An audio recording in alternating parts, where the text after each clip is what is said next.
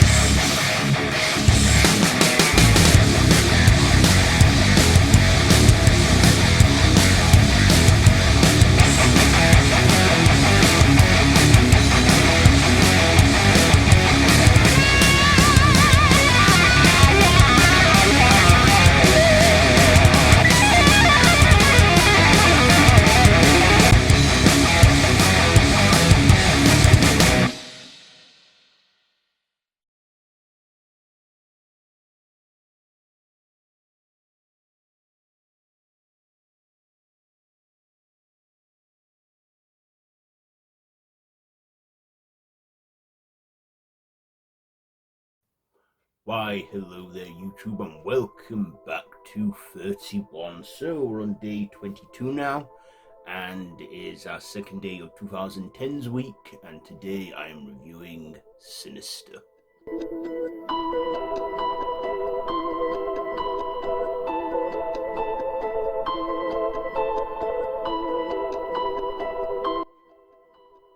So this is a 2012 horror, supernatural horror, starring Ethan Hawke and directed by Scott Derrickson.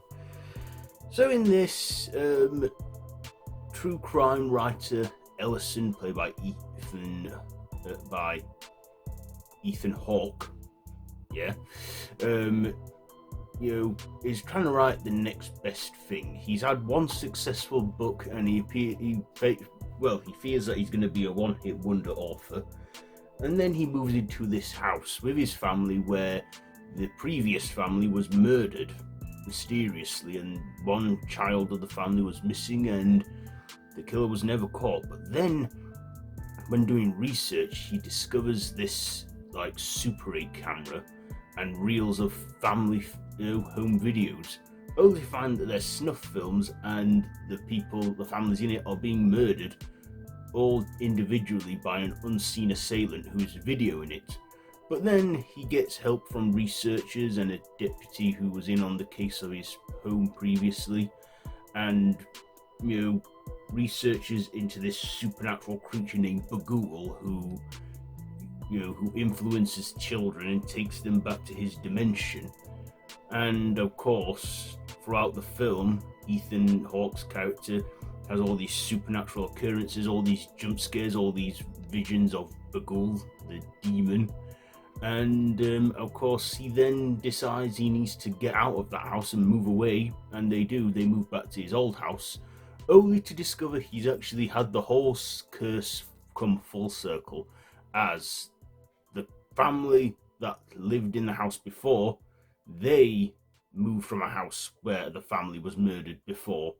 And that's how the curse works, and his daughter is influenced by Bagul and kills the whole family before Bagul takes her back to his dimension.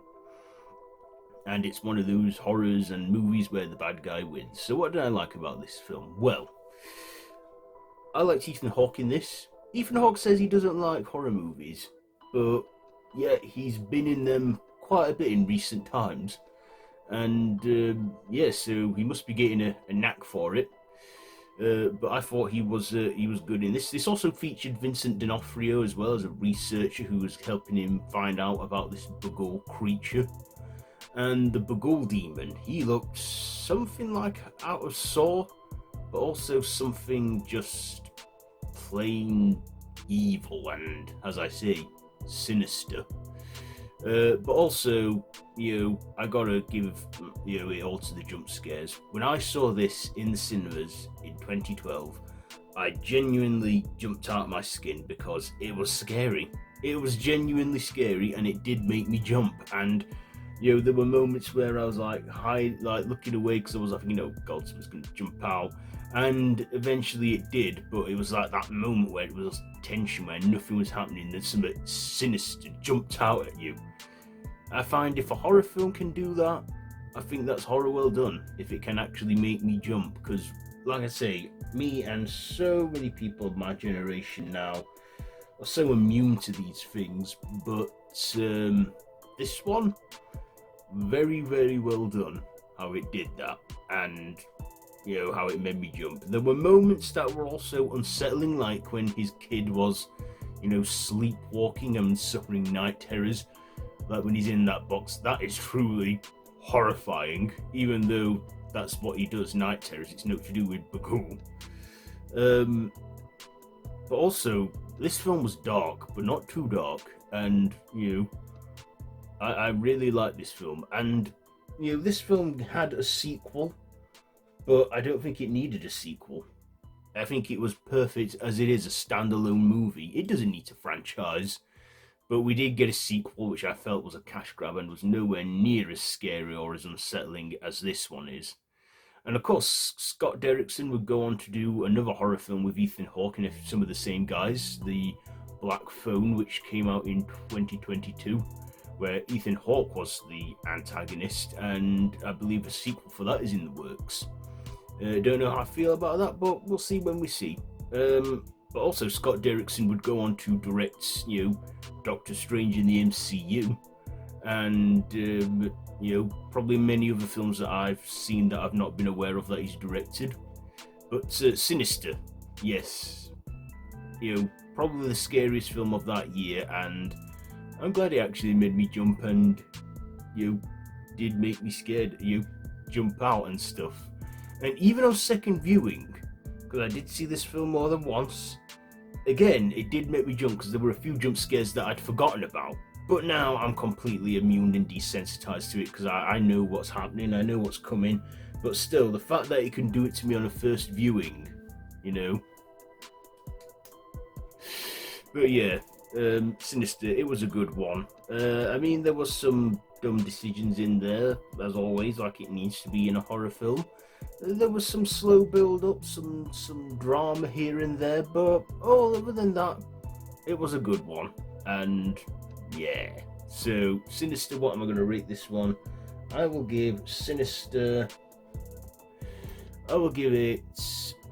I think I'll give it 4 stabs out of 5. 4 stabs out of 5 for Sinister. So there you go. There's my review for today. Have you seen it? Let me know what you think down below in the comments. If you like this video, be sure to give it a big thumbs up. Share it with your friends and feel free to subscribe to the channel if you haven't already and to hit that notification bell. You can see all the 31 so far on this channel. You just look on it. And yeah, I'll see you tomorrow. So until then, don't have nightmares.